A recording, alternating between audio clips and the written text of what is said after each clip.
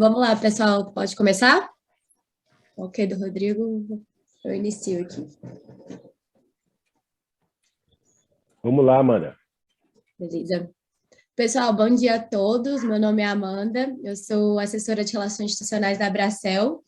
Antes da gente começar, eu gostaria de lembrar a todos vocês que o evento está sendo gravado e vai ser disponibilizado no YouTube, e todas as apresentações vão estar disponíveis na área restrita do nosso site. Sejam bem-vindos todos. Hoje a gente está de volta com a nossa tradicional Sexta Livre, que é nosso evento exclusivo promovido para todas as nossas associadas.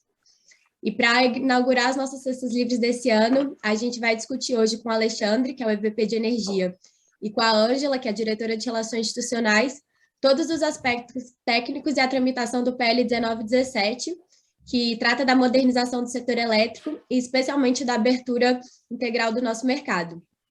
E para contextualizar todo mundo dos últimos acontecimentos do projeto, a comissão especial que trata do PL 1917 na Câmara, ela aprovou o relatório do projeto no dia 14 de dezembro do ano passado, e a comissão já estava pautando essa matéria desde julho e estava promovendo alterações no relatório desde a primeira versão que foi apresentada.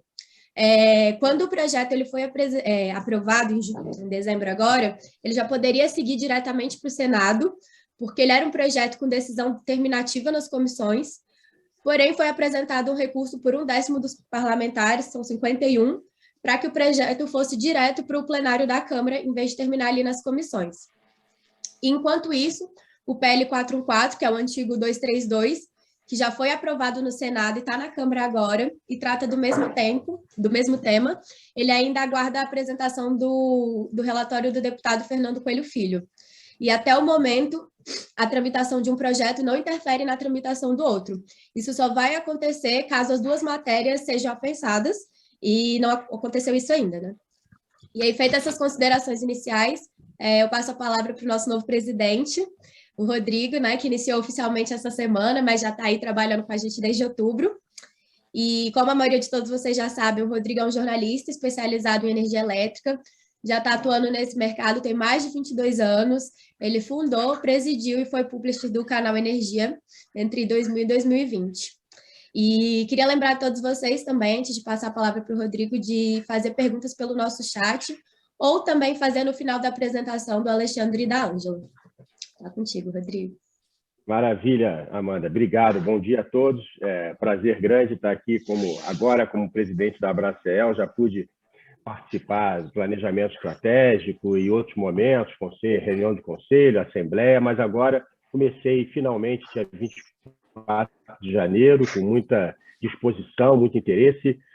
Mais cedo a gente conversava aqui já na live com o Surek e eu mencionava assim da alegria de poder estar à frente de uma pauta tão positiva, tão em prol do Brasil, né? A pauta da Abracel não é só uma pauta da Abracel, é uma pauta que atende aos interesses da nação. A gente tem aí esse ano desafios grandes, é um ano importante.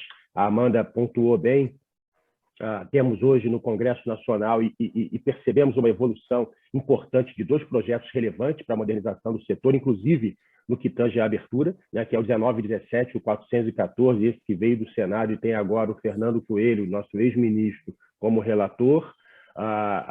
E, assim, aos 45 do segundo tempo, o 1917 não só foi aprovado, mas como foi levado para o plenário, né? Não era a nossa expectativa, havia uma expectativa muito grande de que ele fosse direto seguir para o Senado, mas, infelizmente, a discussão na Câmara continua, né? Foi feita uma petição pelo Partido dos Trabalhadores e o projeto, então, agora vai ser discutido no plenário. Essa petição, na verdade, significa que os autores e aqueles que assinaram defendem que a comissão especial criada para tratar do 1917 não tinha autonomia para tratar desse assunto, e aí, portanto, ele vai ter que ser discutido no plenário, cabendo, então, ao presidente da Câmara todo o rito e se vai colocar na pauta, enfim, agora entra naquele ecossistema que a Ângela, especialista, vai nos dar um panorama sobre isso logo mais. Mas eu queria, na minha fala inicial, só pontuar que, especificamente para o tema abertura do mercado, nós não precisamos de uma nova lei. né? Existe uma lei, que é a 9.074, em vigor desde 1995, e ela confere ao Ministério de Minas e Energia autonomia para estabelecer um cronograma de abertura por meio de portaria, que é um instrumento à disposição do Ministério extremamente simples, um dos mais simples possíveis de serem editados por um ministério. Então, a gente percebe, e tivemos já na transição na presidência do Reginaldo, para mim, tivemos no gabinete do ministro do ano passado, e ele nos sinalizou com uma injeção de esperança. Assim, a gente perguntou, obviamente, sobre esse tema, e ele foi categórico em dizer que aguardava o posicionamento do Congresso, que o Ministério estava acompanhando esse assunto com os dois projetos de lei, interagindo, buscando contato com os autores, com os relatores, mas também não estava parado.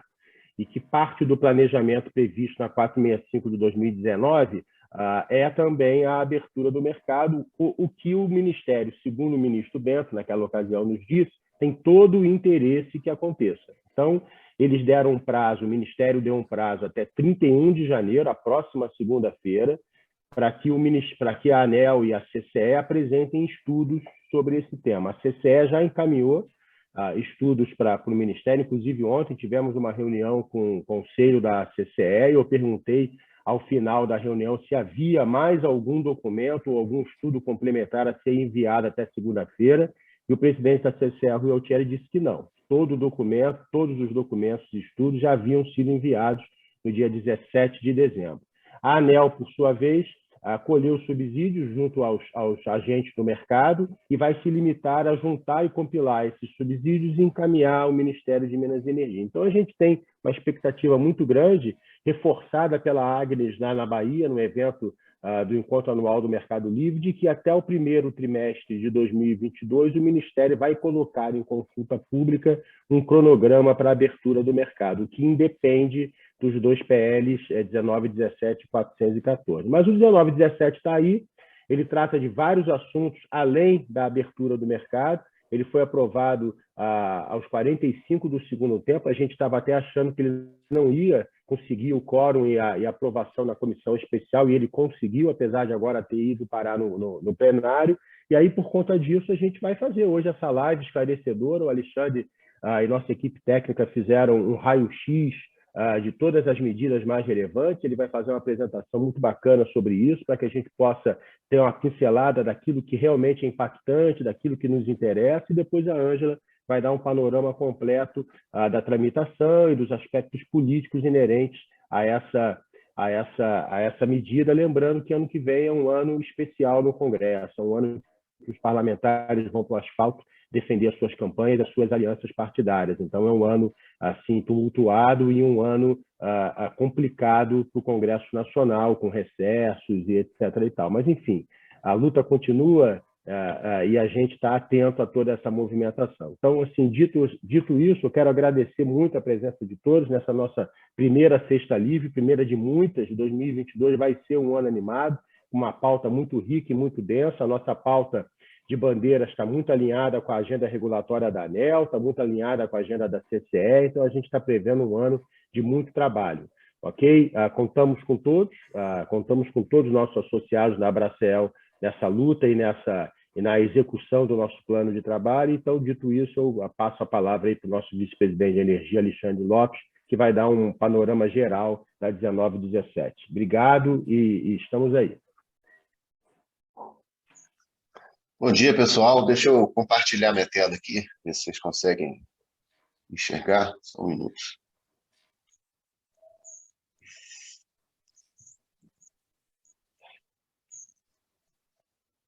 Vocês conseguem ver aí o material? Sim, só não está no modo apresentação. Acho que vai... agora foi. Agora foi? Deixa eu ver aqui.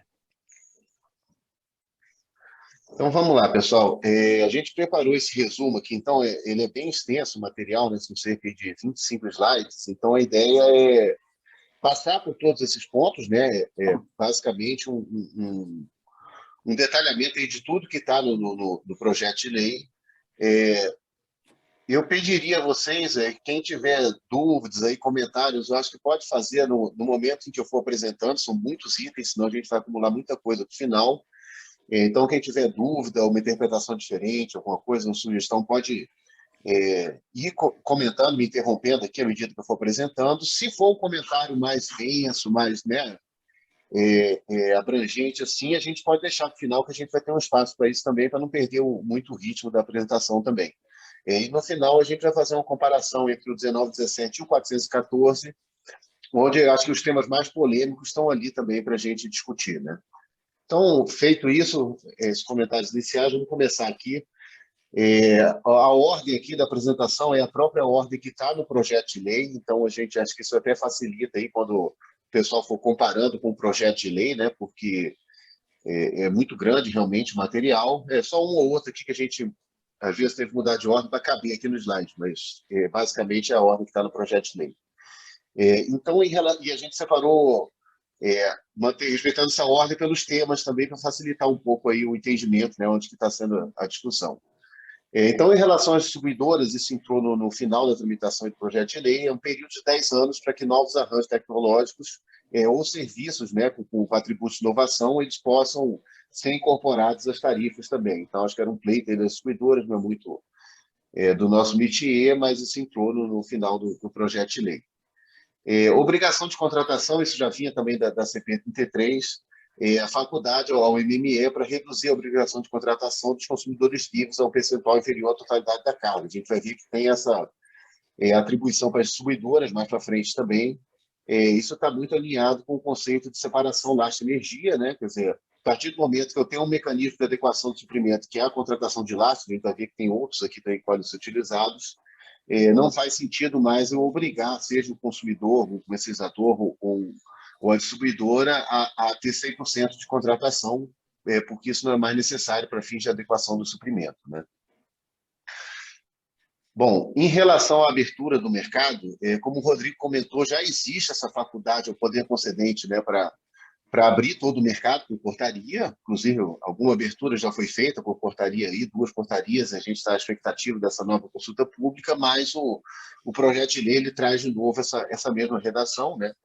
Ele dá um prazo limite para a abertura do mercado de 72 meses, observado os estudos aí, que também vem lá da CP33, né, com ações de comunicação, questão da medição, separação FIA-energia, não lastro-energia, mas FIA-energia e suprimento de última instância, essas discussões vêm lá da CP33 também, estão presentes no PL 414 como estudos, né? O que ele condiciona é que, feitos esses estudos, o mercado tem que abrir até 72 meses, e assim como hoje o poder concedente pode antecipar essa abertura. Então, na verdade, aqui acho que a grande mudança que a gente tem hoje é uma data limite para que o Ministério, de fato, exerça esse direito que ele tem de abrir o mercado. Alexandre, posso Sim, te interromper rapidinho? Só claro. uma dúvida. Vocês sabem quem é que patrocina essa data tão longa, de 72 meses? Porque até o próprio 414 é mais curto, né? E aparentemente esse projeto foi bastante discutido com o Ministério, mas só para confirmar se é o Ministério mesmo. Então, nós temos trabalhado com um cronograma bem mais curto, né? O próprio, como você comentou, o 414, ele traz em 42 meses essa abertura, a gente acha que é um programa factível, a gente tem trabalhado aqui na Bracel com a abertura do grupo A em 24 e o grupo B todo em 26 já, isso considerando já os contratos ligados às distribuidoras. Esse tema ele foi discutido muito com o Ministério e com as próprias distribuidoras, né? Então, acredito que venha desses 2 entes aí, esse programa um pouco mais longo. Tem um ponto, sendo bem franco aqui, assim, que eu acho que é um divisor de águas aí, né? Tinham 3, na verdade, 2 acho que a gente já superou, ainda falta um nessa questão da abertura, que é a questão de Itaipu. Como vai ficar a contratação de Itaipu pós 2024, né? A gente tinha aí as cotas da Eletrobras, que com a privatização isso sai do portfólio das distribuidoras, né? Facilita a abertura. A questão das térmicas por disponibilidade, que estão ainda contratadas na CE, mas os contratos começam a acabar a partir desse ano e elas, se forem recontratadas, vão para a reserva, né, de capacidade, então estão em linha com o portfólio das distribuidoras. Eu acho que Itaipu é um outro ponto-chave aí nesse cronograma de abertura, né? Então, definindo o modelo comercial de Itaipu pós 2023, e ele não sendo cota para o ambiente regulado, né, que a gente defende, tem trabalhado nisso, eu acredito que esse prazo ele pode ser bem antecipado aí pelo próprio Ministério mesmo. Inclusive o prazo que hoje você comentou como defesa da Bracel, certo? Exatamente. Perfeito. Esse está nos polêmicos ali na comparação entre os dois PNs, né, que a gente vai ver mais na frente. O problema dos 72 meses é que é muito tempo, né? Assim, você passa 2 governos aí, e aí pode mudar, né? Estamos falando de 2029, né? Na prática, É. né? Considerando que esse projeto ainda vai para o Senado, voltaria para a Câmara esse ano, quer dizer, estamos falando aí na prática de 2029, né? Para a abertura total do mercado, que eu concordo com você, é um prazo extremamente conservador. Mas, Alexandre, deixa eu só fazer um parênteses. É importante mencionar que no final da tramitação do 19 e 17 na Câmara, mudou uma palavra nesse assunto que fez toda a diferença, que é até 72 meses. Então, hoje, o 19 e 17 tem uma previsão legal concedendo ao poder concedente a autonomia para abrir o mercado. A diferença para o 9.074 é que lá a gente está há 27 anos esperando. E aqui, no 19 e 17, é um deadline, quer dizer, não é em 72 meses, como era, é até 72 meses. Então, pode ser antes, tá certo? A diferença para o 9.074 é que no 19 e 17 tem um deadline, e no 9.074 está absolutamente aberto, sem prazo limite. Então, essa palavrinha que entrou, que é o até 72 meses, na reta final, fez toda a diferença, porque pode ser antes. Não precisa ser em 72 meses, como era a redação original. A primeira versão que tramitou desse PL, né, ele era no mínimo em 72 meses, ou após 72 meses. Né? Então, no fundo, ele estava proibindo que o Ministério exercesse essa faculdade nos próximos 72 meses. Né? E agora não, ele está botando uma data, como o Rodrigo comentou, uma data limite para que isso ocorra. Né? Então, de certo modo, é um avanço, mesmo passando assim, é claro que a gente vai trabalhar para tentar reduzir esse prazo, né? Cabe a gente também mostrar que é possível, né? Reduzir essa via infralegal, esse limite. Perfeito. Eu só queria insistir num ponto, Alexandre, que assim, eu acho que a gente tem como a Bracel quase que a obrigação de direito da gente brigar por um prazo até mais curto do que 24 e 26. A gente tem vários argumentos para isso, né? Você comentou dos modelos de descontratação e descotização, isso é um ponto. E outro ponto importante é agora com a aprovação acho que tornou-se a lei 14.300, né? De GD, essa Exatamente. inserção de geração distribuída tende a ser acelerada em relação ao cronograma que a gente vinha, ou seja, ela é uma alternativa para o mercado cativo, né? Então, sob essa ótica, o mercado cativo já está sendo contestado, a gente gostaria que ele fosse contestado, e todos os seus efeitos, né?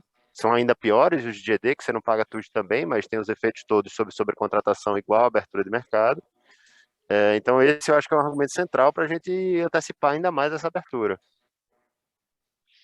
Perfeito, concordo integralmente. Quer dizer, na prática, o mercado ele já está aberto à baixa tensão, só que só para GD com subsídio, em alguns casos, até 2045. Né? Então, Isso uma forma de dizer que é a reserva de mercado para GD. exatamente, exatamente. E com subsídio, né? Quer dizer, e como você falou, fora a questão do subsídio, que vai ter um impacto tarifário, com todas as questões que você tem sobre contratação, enfim, de tudo que a gente discute aí também na abertura do mercado. Né? Então, porque assim, a gente fica com a parcimônia de ser muito técnico, aí chega o pessoal, bota uns capacete amarelo, vai pra rua tal e consegue, né? Então, acho que só essa provocação. perfeito. Bom, pessoal, avançando aqui, né? A questão do varejista, isso já vinha lá também do 414, da CP33, né? Então, a separação atacado-varejo em 500 quilowatts, a gente discutiu muito no passado isso com a CCE, o Ministério até chegou a abrir uma consulta pública, né? A Bracel defendeu muito essa separação em 500 e não em 1.000, para não impactar aqueles consumidores que já estão no mercado livre hoje, né? A ANEEL define os requisitos mínimos para o varejista, quer dizer, capacidade financeira compatível e obrigação de divulgação de pelo menos um produto padrão, que, na verdade, isso já é a regulamentação da ANEEL hoje, né? Tem um ponto aqui que eu acho que vai acabar saindo, que é a carga de pelo menos 3 megas, incluindo carga própria. Então, isso aqui é meio confuso, né? Como é que você vai para nascer, você tem que ter 3 megas, mas como é que você vai ter 3 megas antes de nascer? Quer dizer, aqui me parece alguma limitação para aquele varejista que ele vai se autorrepresentar como varejista, ele tem pelo menos 3 megas, mas eu acho que está mal escrito. Tá? Mas isso vem lá também desde do 414, pelo menos. E um outro ponto aqui que já entrou na MP 998, né, na 13120, se não me engano, que é a questão da suspensão de fornecimento do consumidor inadimplente com varejista. Né? Isso já virou lei, a gente está trabalhando agora, está na agenda regulatória da ANEEL, para que a ANEEL regulamente de fato isso.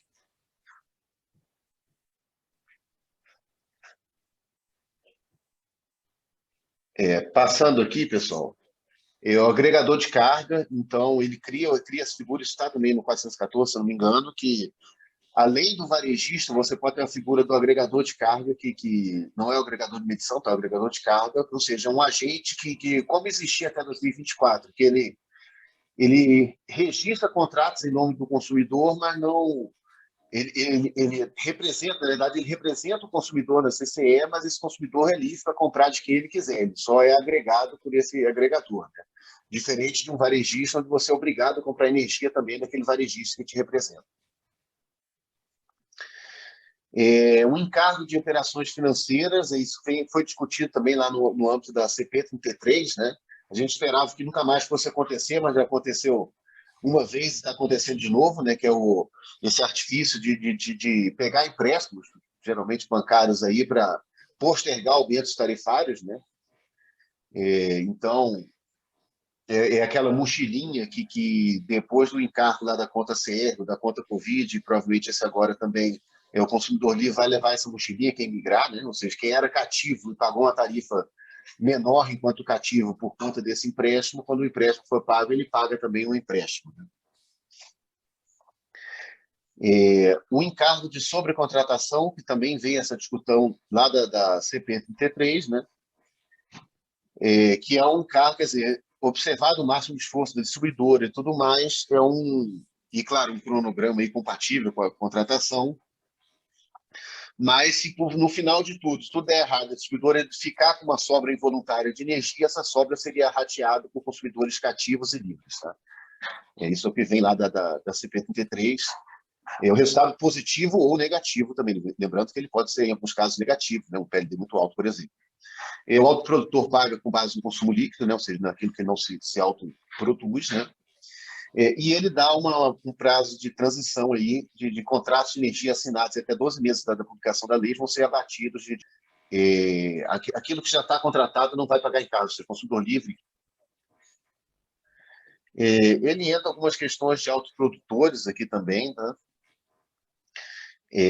Coloca aí um limite de cargas de autoprodução do consumidor de 5 megas, né? Desde que ele tenha participação direta ou indireta no capital social da sociedade, da SPE, né? Ou seja, do mesmo grupo econômico do consumidor que tem essa participação. E ele é responsável, assim como hoje, né, pelo pagamento da diferença de preço no supermercado, e o pagamento de encargos ele é apurado com base no consumo líquido do autoprodutor. Só continuando aqui ainda as mudanças para o autoprodutor, no mesmos prazos aí o consumo do consumidor livre e regulado, quer dizer, com a mesma periodicidade, a outorga do autoprodutor é um regime de produção independente, né? Assim como hoje também, eles se equiparam, né? Enfim, alterações aí têm que ser precedidas por anúncio da ANEEL, né? A questão da linha de transmissão de interesse restrito do autoprodutor, né? A questão muito específica do autoprodutor também, e um período aí de 90 dias para que eles possam aderir aí às novas regras. A gente está separando aqui tudo que traz o projeto de lei, o que não é muito da nossa área, né, da comercialização, pode passar um pouco mais rápido, porque, como eu falei, o material é bem extenso. Né? Uma questão também de acesso a redes exclusivas, né? Isso entrou também aí agora no 19, 17. possibilidade de um agente acessar as instalações de transmissão de exclusivo de um consumidor produtor de energia, conforme o regulamento, né? Desde que atendida aí as mesmas exigências técnicas e tudo mais. Isso depois é doado à distribuidora, né? Ou à transmissora, no caso, né? Bom, um ponto depois a gente vai ver que essa regra também vem no caso de prorrogação de concessões, né? Era um dos principais pontos lá da CP 33 e do próprio 1917 e do antigo 232, né? Agora 414, quanto do início, que é o modelo de outorgas, né? Seja na prorrogação de concessões ou aqui na privatização. Então, sair desse modelo de cotas, né, constituído lá pela 579, e ir para um modelo de produção independente, né? A gente vai ver que no caso da prorrogação de concessões também a regra é muito parecida, né? Então, tanto no caso aí das privatizações, assim como foi feito lá com a Eletrobras, né? Isso é regime de produção independente com o risco hidrológico alocado ao gerador e não ao comprador, ao consumidor, né? Aqui uma novidade, tá? Ele colocou o pagamento da outorga do bônus, metade para a CDE e metade para o Tesouro, né? Então, dividindo meio a meio aí esse benefício. A gente sempre defendeu como setor que fosse 100% consumidor de energia, seja o cativo livre, né? Mas é uma discussão grande, né? Aí com uma briga grande com o governo, com o próprio Congresso, né? Um ponto importante aqui é o recálculo da garantia física, sem limite de variação, ou seja, já que eu estou vendendo a usina, eu coloco a placa dela num patamar sem aquelas limitações de 5%, 10%. Na própria cálculo aí da Eletrobras, muita gente questiona, né, se não poderia ter apertado mais ali a garantia física, enfim, é uma outra discussão. Ministérios aí da economia e da energia, né, vão definir o valor mínimo e a forma de pagamento pela outorga, né?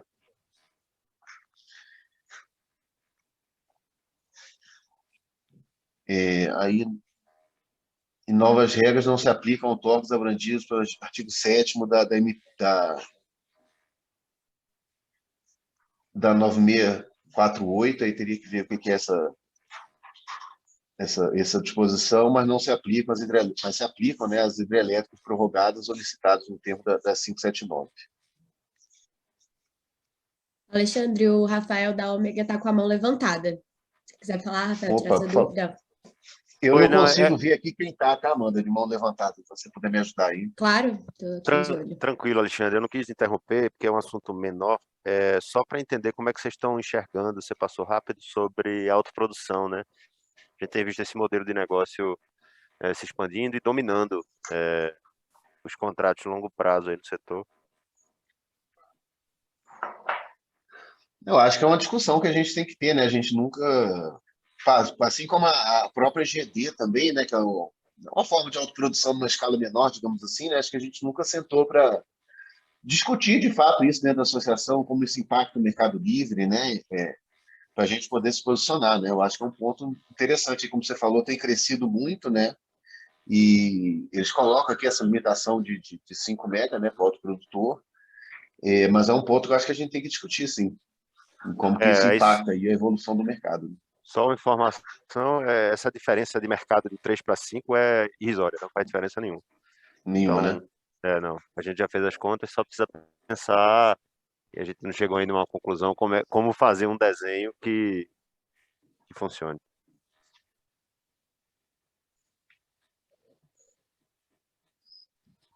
Eu acho que a gente pode marcar uma discussão específica aí sobre isso, para a gente alinhar e ver a posição de vocês também, né? Como que isso está impactando o mercado, para a gente ter um posicionamento mesmo. Está à disposição. Perfeito. Bom, continuando aqui, seguindo a ordem, né? Em relação ao ANEEL, as multas elas passam a ser 2% do benefício econômico e não do faturamento, né? Eu acho que faz sentido, porque cada setor aí tem sua margem diferente, né, em relação ao faturamento. Então, talvez você nivelasse por cima aí, quando era 2% do faturamento, né, e não do benefício. Como eu falei também, a questão do atendimento à totalidade do mercado cativo, né, que é em linha com a separação lastro-energia aí. E um outro pleito aqui das distribuidoras também que entrou em 19 e 17 é a questão de caracterização da regularidade de medição, né? Uma discussão aí com conjuntos de distribuidoras e consumidores, né? Consumidores são os agentes de medição, né? Em relação à tarifa, isso foi muito discutido também na CP33, né? Tarifas de uso, elas devem considerar também o sinal locacional no sistema de distribuição, né? Valoração de eventuais benefícios da geração próxima à carga. Como já foi comentado aqui, a Lei 14.300, né, que trata aí do marco legal da GD, ela também estabelece que o CNPE vai definir diretrizes, né, para o cálculo dessa TUJ específica para geração distribuída, e a ANEEL vai ter que regulamentar isso. Então, a ideia é que o consumidor que tem GD remota, né, ele paga a tarifa de uso, assim como qualquer outro consumidor, mas vai ter considerado benefícios, eventuais benefícios aí que essa GD traga em relação à redução de perdas, redução de custo de distribuição, de transmissão, enfim. Isso tem que ser regulamentado ainda. O PL 1917 também tangencia isso, né? Possibilidade de tarifas diferenciadas por horário, pré-pagamento por adesão ou em caso de inadimplência recorrente, né? Isso foi uma discussão, para nós, não tão grande assim, mas para os distribuidores e para o próprio Congresso, essa questão de pré-pagamento ele ser por adesão, não ser obrigatório, né? Mas entrou aqui a questão da inadimplência recorrente, que eu acho que é uma questão importante, para a gente reduzir aí a inadimplência. O último ponto aqui, não entendo por que isso está isso, vem desde a CP33, tá? Porque desde 2004, eu trabalhei na ANEEL nessa época, e já tem quase 20 anos, a abertura tarifária já está na conta de luz. Se a gente pegar a nossa conta de luz lá, a gente tem quanto é de geração, quanto é de distribuição, de transmissão, de encargos, enfim. Então, não sei bem o que eles querem com isso aqui, tá? Para mim, isso aqui já está cumprido há vários anos, várias décadas. Em relação à energia especial, ele traz aqui uma equiparação, né, entre a representação pelo varejista e a comunhão de fato de direitos. Então, na verdade, ele acelera aí a abertura para o Grupo A, né, aqui só vale para o Grupo A. E um ponto que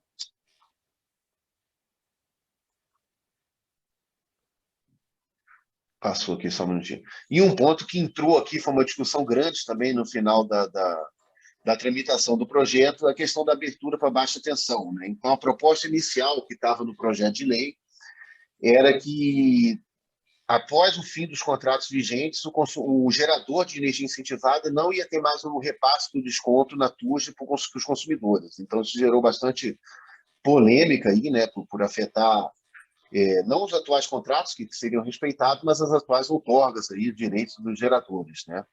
Então, isso mudou na tramitação, tá? Qual que é o problema enxergado aqui pela ANEEL, pela CCE, né, pelo próprio Ministério? Que hoje a energia incentivada, os 50% de desconto lá na TUJ, né, falando de uma outra forma, eles estão alocados aí no A4, que dá lá R$35, R$40 por megawatt-hora de benefício, né, para o consumidor, e com isso até o preço da energia ela é mais elevado, né? Mas quando você abre o mercado para baixa tensão, na baixa tensão a gente está falando de uma TUJ, fio aí de às vezes mais de R$200 por megawatt-hora, né? Fio A, fio B, enfim. Então, esse desconto poderia eventualmente triplicar se a gente abrisse a baixa tensão com o mesmo desconto, mesma regra de 50% da tarifa de uso, que é a regra vigente hoje, né, na alta tensão.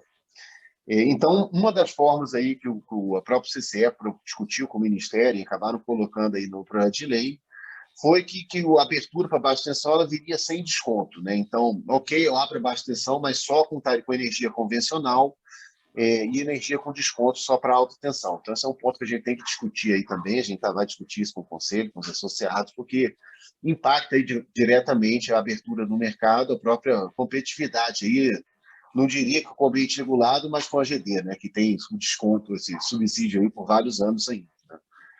Então, o que entrou no projeto de lei foi que a abertura do Grupo B seria sem desconto. Tá?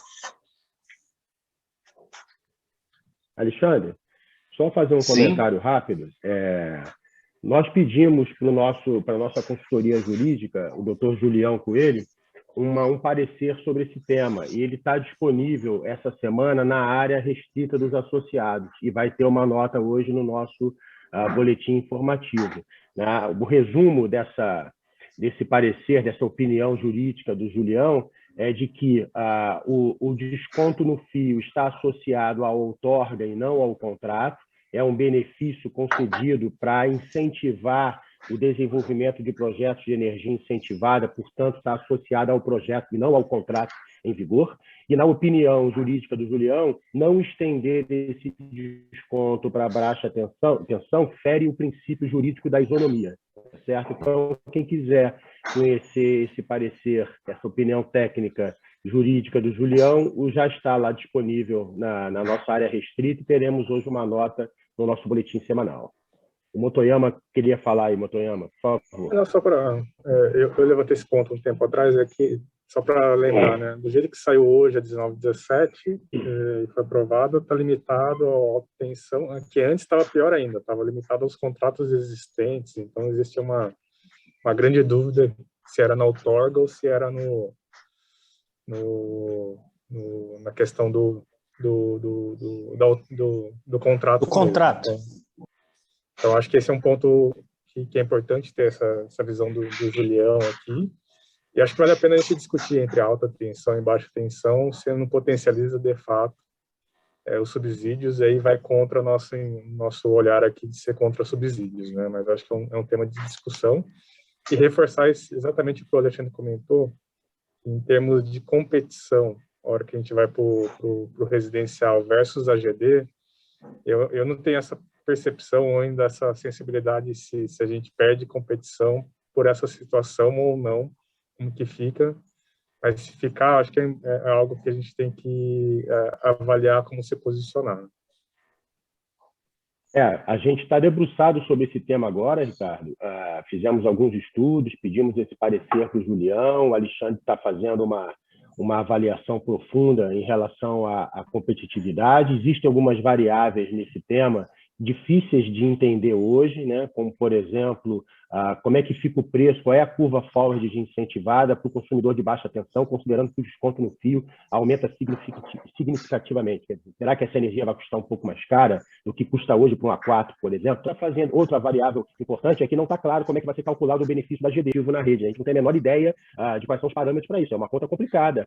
Se for tentar se fazer individualizado, então, é impossível. Então, a gente imagina que seja um cálculo regional e é dinâmico também, porque a partir do momento que você muda a realidade daquela rede nesse assunto, que são competitividade. Nos estudos iniciais, a gente vai apresentar isso semana que vem, está páreo a páreo, assim, não tem período de transição. No período em que a GD não paga tudo, e também para a GD remota. É imbatível, né? Sobre esse tema, Motoyama, e estamos tratando isso com muita atenção, tá certo? Com essa dificuldade. Legal. Eu sei que depende muito de premissa, mas é importante a gente se aprofundar mesmo. Isso, e vamos ter que ser criativo aí numa solução, como você comentou, né, Motoyama? Porque precisa baixa tensão. Acho que isso explodiria aí o subsídio. Por outro lado, também a gente tem que ver essa questão da competitividade, como é que fica, né? Então a gente vai ter que pensar bastante numa solução aí que seja equilibrada. Bom, continuando aqui, que eu acho que também é uma bobagem. É claro que o gerador tem essa obrigação, né? Serviços ancilares, aqui é um ponto importante, vem lá da CP33 também, que hoje os serviços ancilares são simplesmente uma ordem de despacho do INS e viram encargo, né? Quer dizer, que eles possam ser adquiridos em mecanismo concorrencial. Então, eu acho que isso abre espaço não só para os geradores, mas até eventualmente para comercializadores que atuam como agregadores, não agregadores de carga, mas agregadores de reação da demanda ou de outros serviços aí que possam ser prestados, né, para os geradores, consumidores, enfim, para beneficiar o sistema. Um ponto importante aqui, acho que merece nossa atenção, é a questão de garantias financeiras, né, independente de toda a discussão que está na ANEEL, na CCE. Isso vem lá da CP33 também, que até 24 meses, né, as garantias financeiras, elas têm aporte prévio de recurso, né, não garantias ex post, como a gente tem hoje, mas garantias ex ante, e com chamada de margem diária para posições deficitárias. Então, é um ponto de atenção aí que mexe bastante com o funcionamento do mercado, né? Aproxima com os mercados lá de fora, mas mexe bastante com a dinâmica do nosso mercado. A gente, mais para o final, a gente vai ver que isso também está no PL 414, tá? Essa obrigação. Surek está com a mão levantada, Alexandre. Opa, vamos lá. Oi, pessoal, tudo bom? Estão me ouvindo? Estamos sim. É o seguinte, dois pontos. Com respeito àquele, voltando um pouquinho atrás, aquele desconto da energia incentivada, na baixa tensão, eu acho que talvez faça sentido não ter desconto, tá? Porque realmente o valor da CUSD é bem alto. Agora, o que poderia ter é uma reserva de mercado para os empreendimentos que estão sujeitos ao desconto na CUSD, né? Empreendimentos que têm direito à fonte incentivada, né? Isso é uma coisa a se pensar. Um outro ponto que eu queria voltar atrás aqui, que eu vi que está lá atrás, é que o consumidor que migrar, ele vai ter que pagar, ele vai ter que carregar um encargo de sobrecontratação, tá? Eu acho que deveria ter que definir um prazo para isso, porque senão ele vai carregar, ele vai migrar e vai ficar sujeito a essa sobrecontratação para o resto da vida. Isso vai criar uma incerteza muito grande na migração. Eu acho que tem que ter um prazo, porque a distribuidora tem obrigação de se ajustar o seu nível de contratação para não ter uma sobrecontratação, né? Então, eu acho que essa obrigação dele carregar poderia ter mais durante um prazo, sei lá, 3 anos no máximo, né? Ele carrega esse encargo, depois ele não tem mais essa obrigação. Eu acho que é importante esse ponto, né? Até a gente, quando levou essa discussão lá para o Congresso, enfim, a gente trabalhou com esse prazo também, né? Quer dizer, não pode ser ad eterno, né?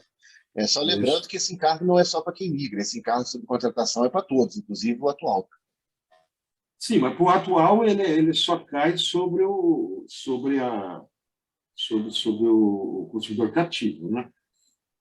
Mas, não, sobre o atual livre também, todos os consumidores. Atual livre já tem isso? Não, com a aprovação da lei, né? Com a aprovação da lei. Com a aprovação da lei, pois é. Também pagariam, quer dizer, o atual livre, depois que acabassem os contratos vigentes dele, digamos assim, ele entraria também pagando esse encargo de contratação. Isso aí é meio complicado, né? Porque o cara já migrou lá atrás, vai pagar sobre um erro de contratação, um erro de planejamento, né? Que a distribuidora, o mercado, o que a EP, sei lá, quem faz um problema de mercado, de sobrecontratação do mercado, e vai transferir essa conta para o Mercado Livre, o cara que já migrou faz 20 anos. Né? Quer dizer, eu sou livre para abrir o mercado para você que é cativo, eu vou pagar um encargo agora de subcontratação. Isso aí é um absurdo. É um absurdo, é uma transferência de responsabilidade, né? Uma fuga de responsabilidade, na realidade, da distribuidora assumir os seus ônus, né? Eu acho que é complicado isso aí. Esse tema, Surek, a gente publicou, inclusive, no final do ano, no nosso relatório semanal. A gente descobriu isso, basicamente, antes um pouquinho da 1917, numa reunião com a própria CCE, em que eles mencionaram esse encargo, e a nossa contestação foi exatamente essa. E quem migrou há 15 anos atrás vai pagar lastro térmico? Não, esse é o de sobrecontratação ainda, Rodrigo. Ele ainda vai chegar nesse outro encargo novo. Esse ainda é o antigo, da CP33. Esse é o de sobra de contrato mesmo, né? A sobrecontratação não é um problema. Da onde surgiu essa proposta, há um consenso sobre esse tema, tá certo? Então, eu acho que vão ter desdobramentos. Acho que é um tema importante que vai continuar sendo discutido e não há uma visão muito clara, mesmo na origem da proposta, que isso é a melhor solução. Tá? Rodrigo, só para deixar claro, são 2 encargos que a gente está falando, né? Aqui é um encargo de sobrecontratação que vem lá da CP33. Depois tem um outro encargo de lastro contratado que a gente vai entrar nele ainda. Tá? Que é uma proposta nova. Essa aqui é a proposta antiga que está no meio do 414 da sobrecontratação. É isso que eu estava falando, Alexandre, tem razão. Perfeito. A gente vai chegar nele ainda. O Surek, a Tatiana e o Motoyama estão com a mão levantada. Aí, se puder falar, Tatiana, e depois o Motoyama, por favor. Sim, rapidinho, obrigada, gente, bom dia. Eu até tinha anotado essa parte do encargo tarifário para falar no final, mas já como está no tema, como hoje, porque na época que foi feito o PL, né, não tinha os recursos que já existem hoje para a distribuidora colocar à disposição do mercado sobre a contratação dela, né? De lá para cá, houve uma evolução nesses mecanismos, como a gente fala, de comunicação, esses vasos comunicantes entre o mercado regulado e o mercado livre na disposição da sobra da distribuidora. Será que esse encargo, nesse sentido, ele não perde a força? Porque, assim, senão a gente vai estar assinando um atestado de ineficiência, né? Será que a gente não consegue... Eu não sei, Alexandre, se tem espaço para essa discussão, porque seria uma justificativa, entendeu? Se eu já tenho esses outros mecanismos, a distribuidora tem como ir colocando isso no mercado, né? Para aliviando isso e não jogar tudo para o encargo, entendeu? Concordo. Eu acho que é um bom argumento. A gente até vai ver que eles criam de novo esse mecanismo que já existe, mas criam outros ainda adicionais para facilitar a gestão da distribuidora, né? E como o Rodrigo antecipou aí, esse outro encargo que a gente vai discutir ainda do lastro já contratado no CR, quer dizer, no CR, qual é o problema da subcontratação? É uma subcontratação de energia, somente. Mas acho que é um bom argumento, sim. E como a gente tem essa argumentação do tempo, né? Porque na época da proposta do PL, de lá para cá, houve esse avanço, né? Então, isso pode ser aí uma sensibilização também, né? Com certeza. Obrigada. Aqui só... O Motoyama quer falar também, por favor. Tá. Só para pontuando, acho que para a gente ter uma visão completa aqui, que acho que é importante, né? Aí, do ponto de vista do que o Surek comentou ainda sobre a questão do encargo de sobrecontratação. Concordo ali, acho que vai ter um ponto grande de discussão com relação a quem já está no livre de pagar ou não. Acho que tem até um potencial, na minha visão, de judicialização. Então, acho que aqui realmente é um grande ponto de atenção. Mas olhando daqui para frente, Surek, acho que assim, o grande questão a distribuidora ela foi obrigada a contratar num modelo existente. Só lembrando, as distribuidoras elas têm obrigação de declarar compra, não é uma questão se ela quer ou não, é uma obrigação, senão ela é penalizada por isso.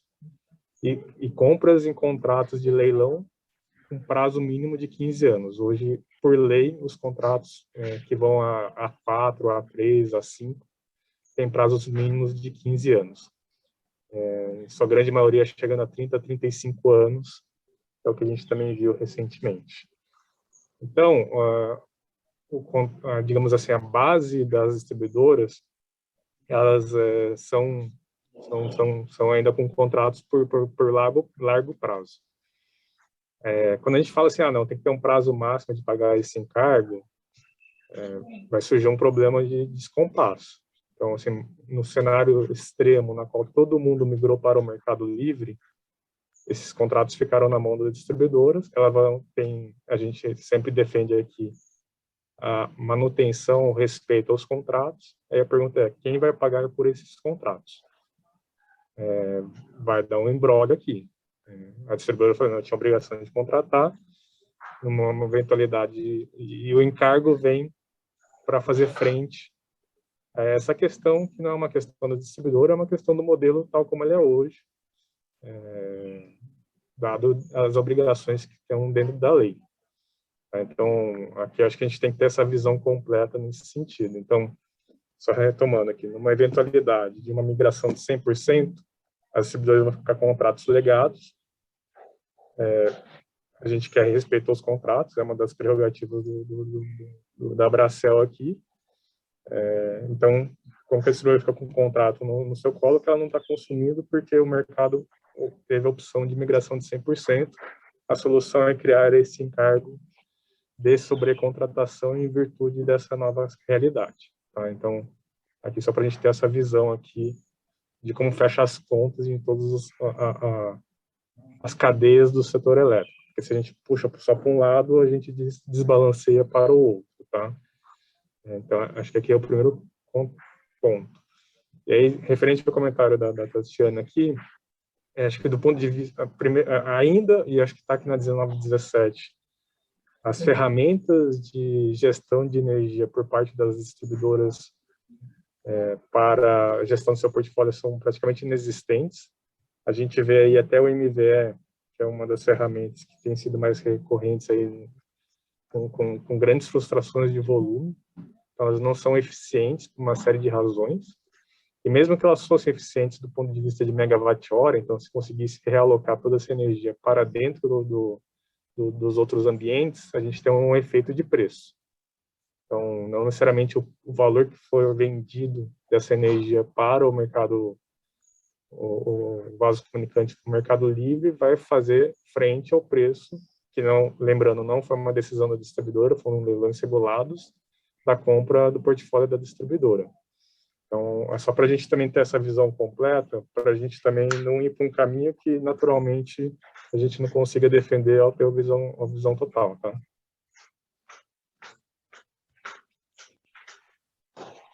Ok, tem que considerar tudo, valeu.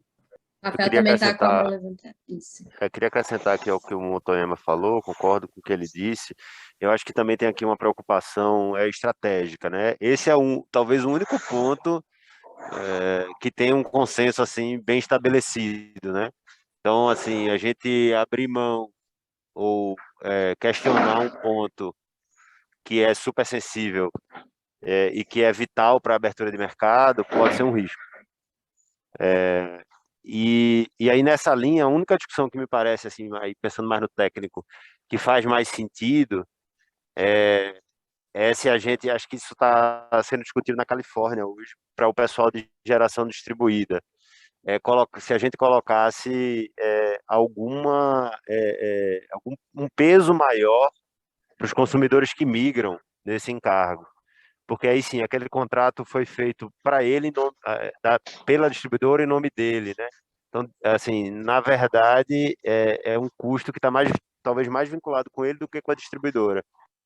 E aí, se você quisesse ter uma alocação mais equânime, talvez o mais justo fosse isso, aumentar um pouco o peso do cara que migra e diluir isso, diminuir para quem já está no mercado livre. Né? Mas assim, isso pensando do ponto de vista técnico. Do ponto de vista estratégico, não sei se é uma boa a gente entrar nessa discussão.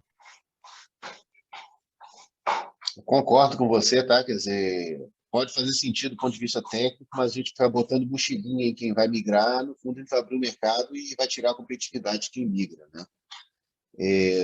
Então, acho que tem que ser bem pensado aí. Sobre o encargo, eu entendo o ponto de vista aí da distribuidora, né? Quer dizer, isso aqui é uma forma de proteger o acionista e o próprio consumidor cativo remanescente, né? Para você não criar aquela bola de neve. Agora, ele é um encargo feito muito mais como uma salvaguarda do que para ser uma coisa constante, digamos assim, né? Positivamente constante, digamos assim.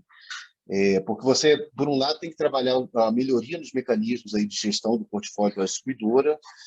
Você tem um cronograma de abertura que ele é escalonado, justamente observando aí esse decaimento do que já está contratado pela distribuidora, e você sempre vai ter um mercado residual, né? Essa abertura de 100% do mercado, a migração de 100%, ela é utópica, né? Primeiro, pelo próprio modelo que a gente tem, que as perdas na distribuição, que hoje representam 14% do que entra de energia na distribuidora, na fronteira de medição, né? São obrigação da distribuidora, então isso continuaria com a distribuidora, e você tem um mercado que efetivamente não vai migrar, né? De baixa renda, órgãos públicos, enfim, consumidores aí avessos ao risco, né? Então você vai ter sempre um mercado residual, mas eu entendo esse encargo como, eu acho que foi um ponto-chave discutido aí na CP 33 para dar esse conforto aí no processo de abertura. Fora que ele pode ser, inclusive, superavitário, né, Alexandre? Assim, se você pega momentos de preços elevados, né? Exatamente. Ainda mais considerando que depois a gente vai entrar nesse outro encargo que foi criado aí do lastro, né? Quer dizer, isso tira também um pouco da pressão de preço, digamos assim, sobre esse contrato. Assim, teoricamente, uma energia um pouco mais barata que vai eventualmente sobrar, né, para esse carro. Bom, continuando, pessoal, a gente tinha parado aqui na parte de garantias financeiras, né? Então, em 2 anos, Alexandre, perdão, eu até levantei a mão só para fazer um comentário rápido nesse sentido. Talvez a importância é que a ANEEL já tivesse algum tipo de estudo de qual o caminhamento que ela vai dar, porque de fato o caminho para que se calcule esses encargos, passar para que passe, defina de quem é a responsabilidade. E aí eu fico pensando, possivelmente isso vai ser gradativo, vai haver, então teria que já ter eventos. Como é que é o regramento dos eventos em que haverá venda desses excedentes? Vai ser como o MVE? Vai se aproveitar o MVE para isso? Quer dizer, acho que já deveria ter algo caminhando em paralelo nessa história, caso acontecesse. Teria que ter alguns estudos desses, porque é nevrálgico uma situação dessa.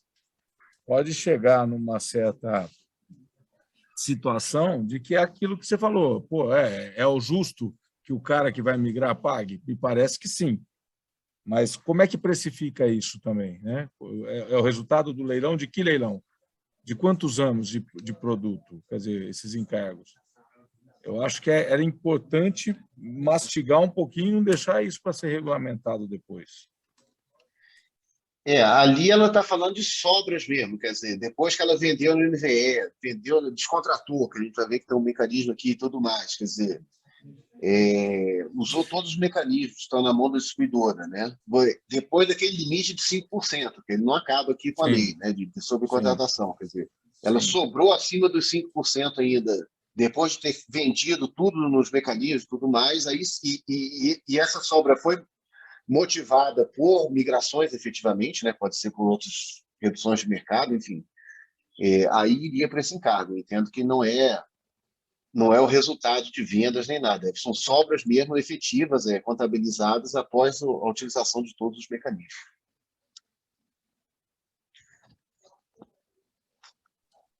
Obrigado. Bom, continuando aqui ainda, pessoal. Então, a gente viu aqui garantias, voltando para o tema aqui de garantias, né? Até 2 anos, então, o aporte prévio de garantias, né, para, de fato, registrar o contrato, né? Hoje a gente registra, se não aportar garantia, a gente cancela o registro, né?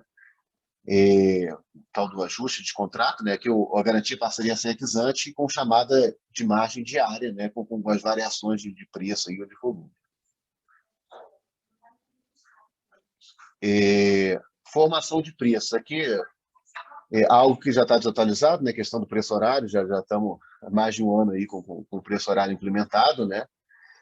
A formação de preço aqui é uma diferença importante em relação ao 414. O 414 ele é taxativo na implementação do preço por oferta. Aqui não, aqui pode ser um preço por modelo, como a gente tem hoje, ou um preço por oferta, tá?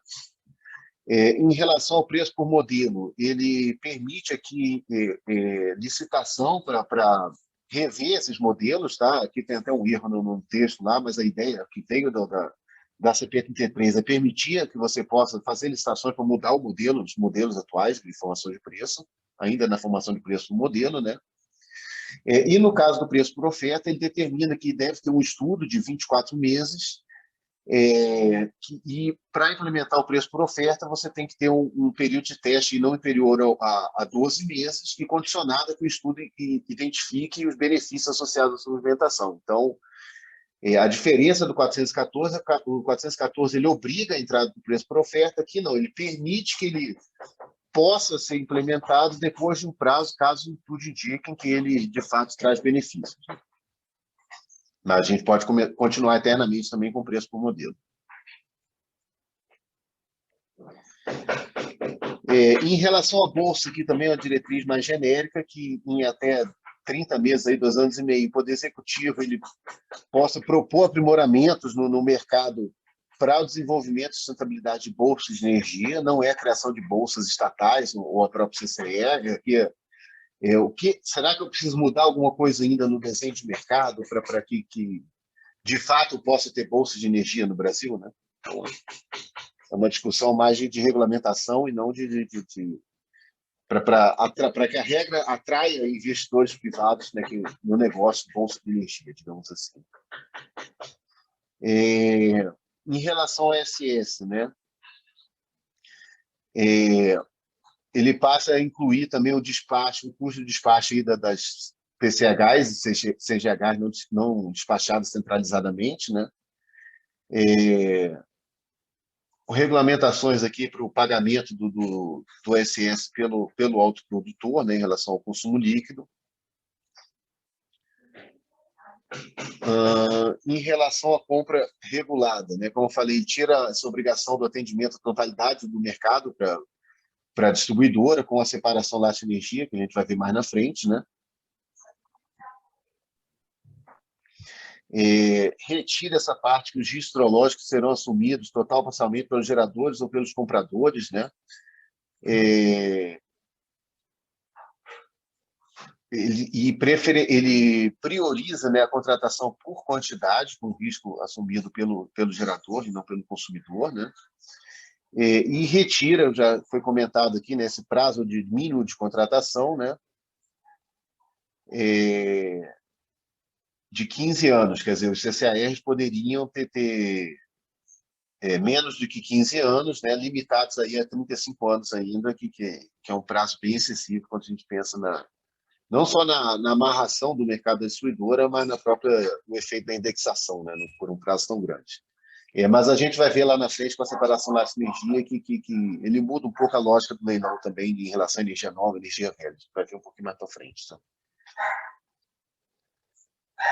Em relação à gestão de energia pelas distribuidoras, né, ele regulamenta o que já foi regulamentado na lei, né, que é o MVE. Então, ele cria de novo o que é o MVE. Essa discussão vinha lá de trás, mas isso já avançou na lei, aprovado pelo próprio Congresso, né, mas continua aqui. Então, no fundo, esses dois primeiros itens aí são os três primeiros itens, né, são o MVE. Tá? A novidade aqui é que ele aloca também a parte desse efeito positivo ou negativo, né, da venda no MVE no encargo de sobrecontratação, tá? Caso ele exceda os limites aí do repasse tarifário. Então, essa é uma novidade que hoje não tem no MVE. Distribuidoras podem transferir CCARs entre si de forma bilateral, tá? Isso eu acho que ajuda aí também, desde com a anuência do vendedor, claro, né? Você está alterando o pagador, mas isso facilita aí também a gestão do portfólio das distribuidoras, né?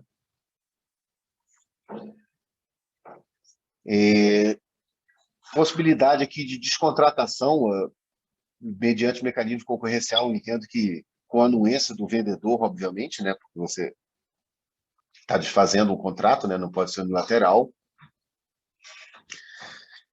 Então, tem regras aí, observada mínimo custo total, adequação do suprimento, né?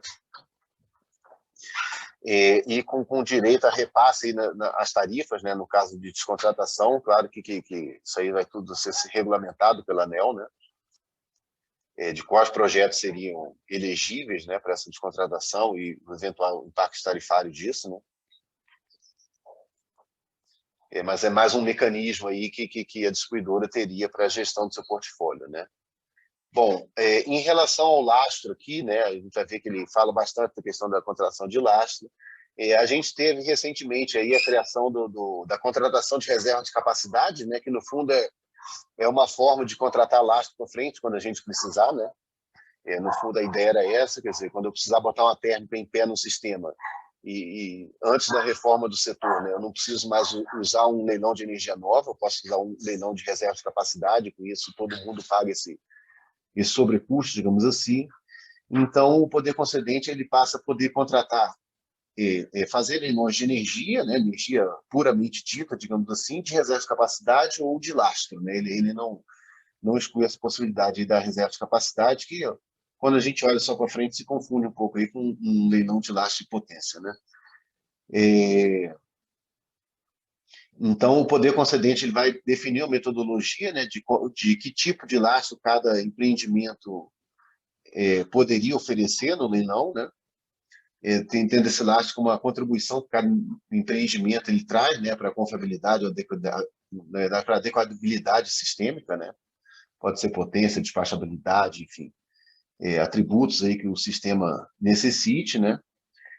Um ponto importante aqui, quer dizer, o governo, né, não vai assumir os consumidores, né, não vão assumir riscos, né, principalmente o risco hidrológico, né, do leilão de lastro, né, quer dizer, por conta e risco do gerador, né.